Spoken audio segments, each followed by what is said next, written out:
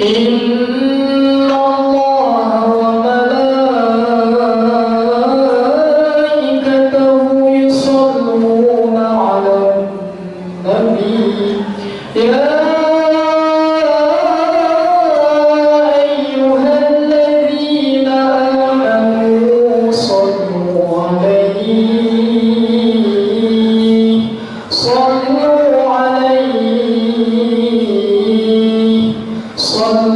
عليه وسلموا تسليما.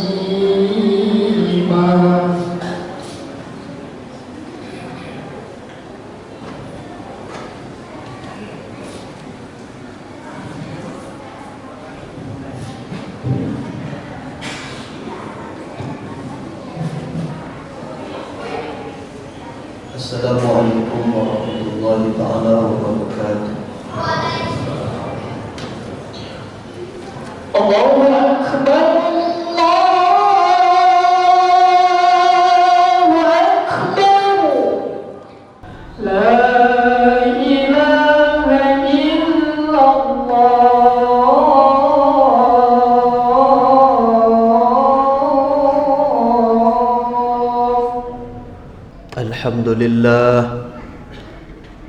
الحمد لله نحمده ونستعينه ونؤمن به ونتوكل عليه ونعوذ بالله من شرور أنفسنا ومن سيئات أعمالنا من يهده الله فلا مضل له ومن يضلله فلا هادي له أشهد أن لا إله إلا الله وحده لا شريك له الملك الحق المبين وأشهد أن سيدنا ونبينا محمدا عبده ورسوله صادق الوعد الأمين اللهم فصل وسلم وبارك على سيدنا محمد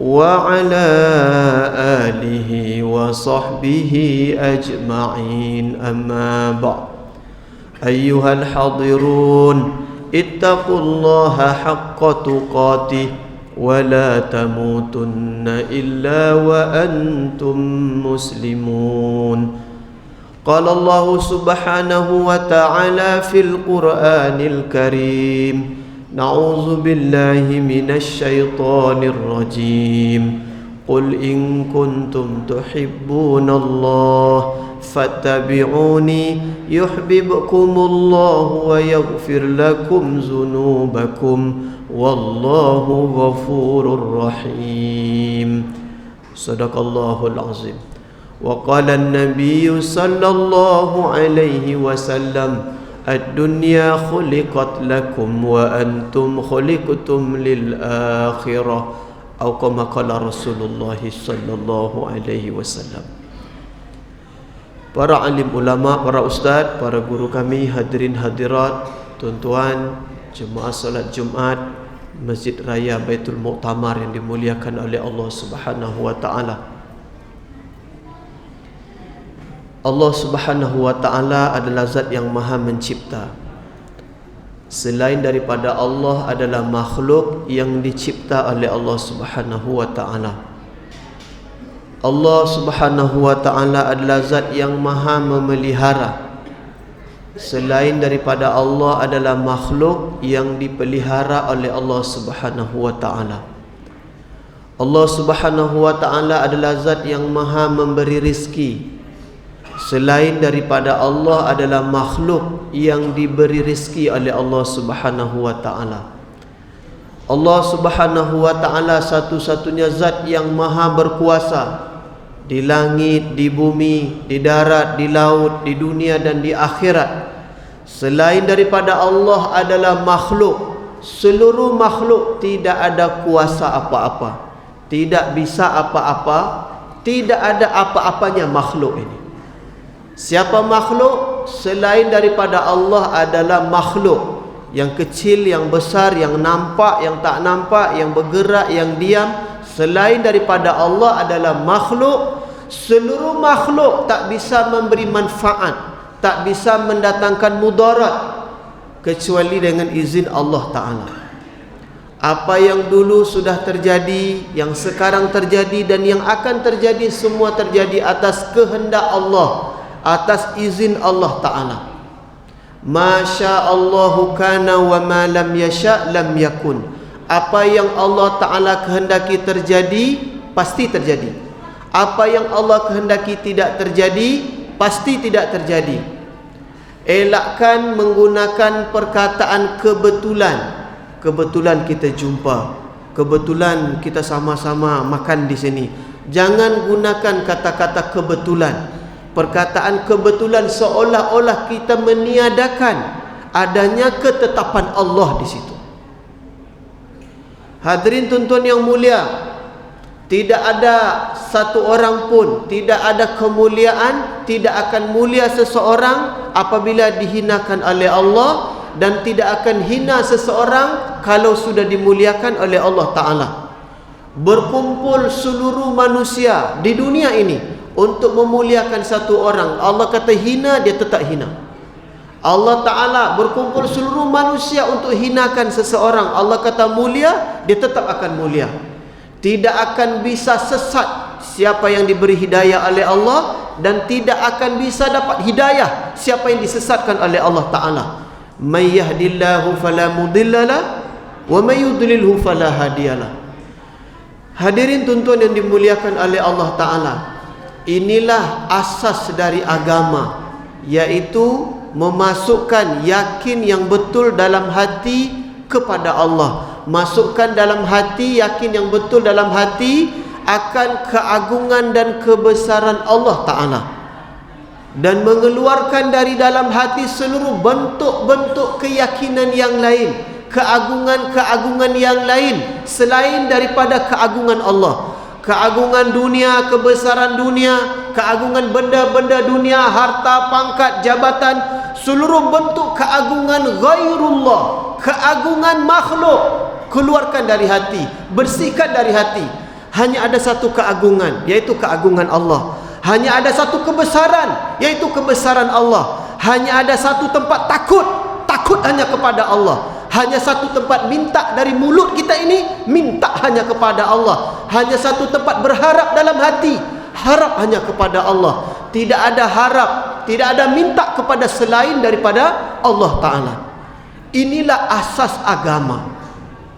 Inilah asas agama.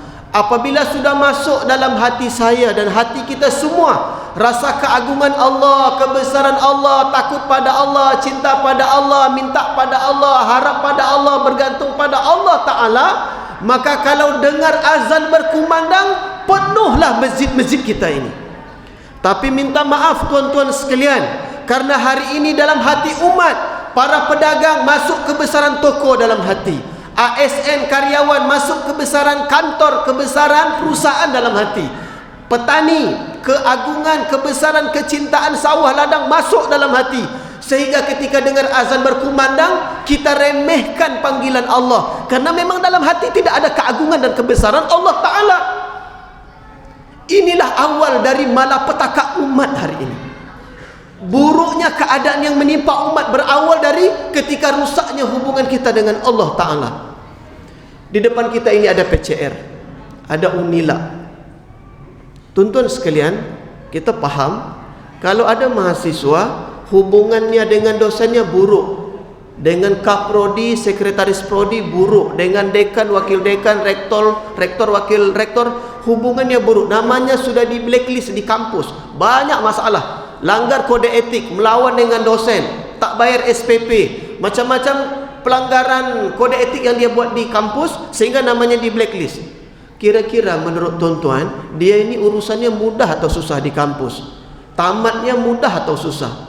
Kita akan jawab pasti susah. Sebaliknya ada satu orang mahasiswa, dia cum laude, dia rajin.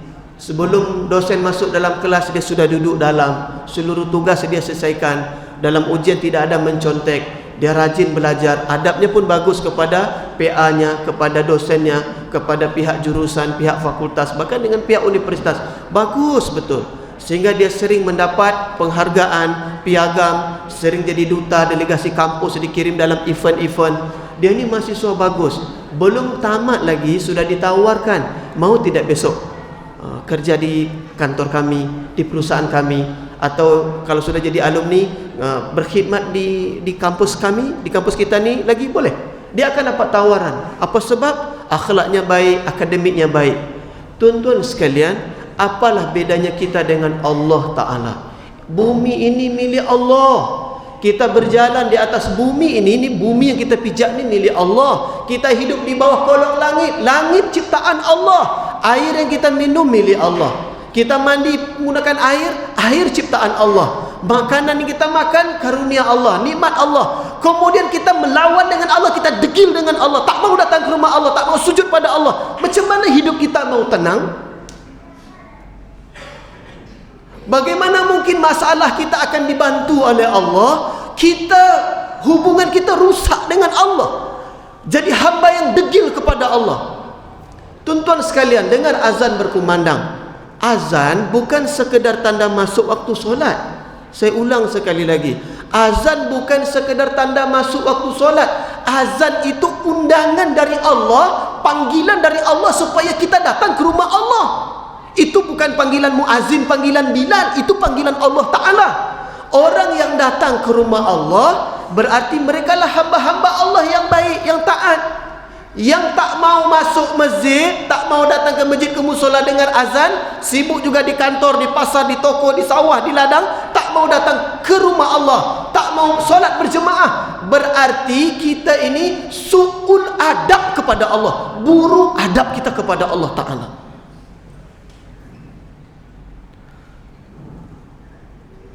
Sama-sama kita muhasabah, selama ini kemana kita waktu azan?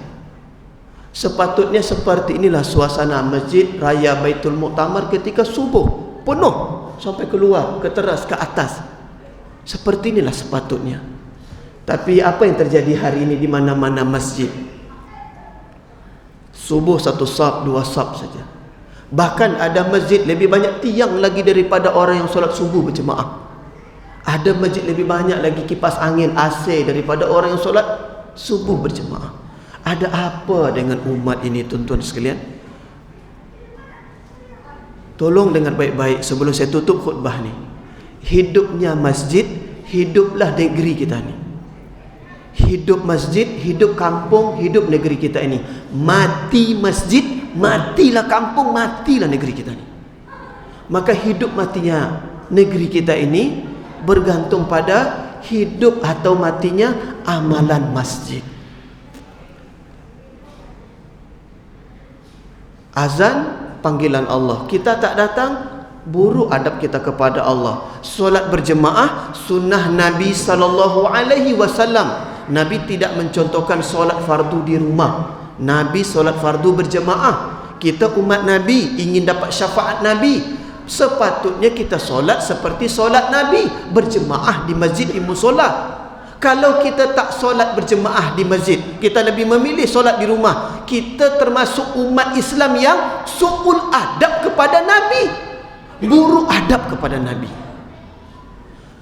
Semoga khutbah yang sederhana, yang singkat ini bermanfaat untuk saya yang menyampaikan dan tuan-tuan semua yang mendengar. Mulai hari ini kita semua niat dalam hati sampai kita mati, tidak ada lagi kita yang solat fardu di rumah. Semua kita berjemaah di masjid. Ada majlis ilmu di Masjid Raya Baitul Muktamar, datang. Dengar azan, kalau kita ada di komplek ini kita datang ke sini. Kalau tidak, kalau sedang di luar, di mana-mana kita berada, cari masjid musola terdekat, kita berjemaah. Hidupkan masjid-masjid kita.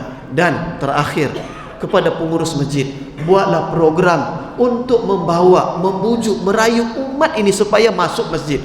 Kepada alim ulama, bimbing umat, tuntun umat ini supaya umat ini sama-sama mau memakmurkan masjid. Kepada bapak-bapak pejabat pemerintah, camat, lurah, RW, RT, masukkanlah dalam program yang bapak-bapak susun di pemerintahan supaya memakmurkan masjid ini masuk dalam program pemerintah. Jangan kita pisahkan, ini agama, ini dunia, jangan. Semua terintegritas, semua terhubung kait. Kita risau angka kriminal tinggi, tapi kita lupa hadis Nabi sallallahu alaihi wasallam, apabila satu kampung tidak dirikan solat berjemaah, kata Nabi, maka syaitan menguasai orang kampung itu. Apabila solat berjemaah tidak didirikan di satu kampung, maka syaitan menguasai kampung itu. Kalau syaitan sudah menguasai kampung komplek kita, maka akan muncul perangai syaitan. Pencurian, perampokan, perzinahan, sabu, ganja, chip, seluruh bentuk kejahatan akan terjadi. Berawal dari umat tak terhubung dengan masjid. Umat yang jauh dari masjid akan dikuasai syaitan, ditangkap syaitan.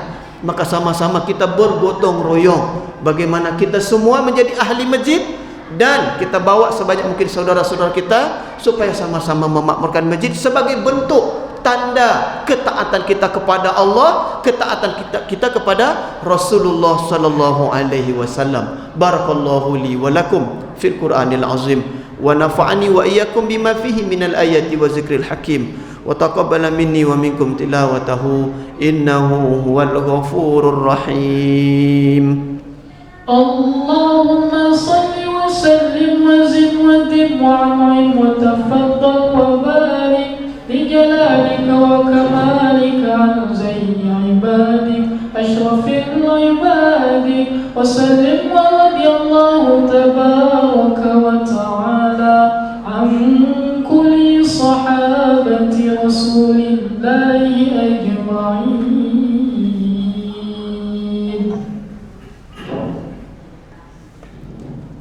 الحمد لله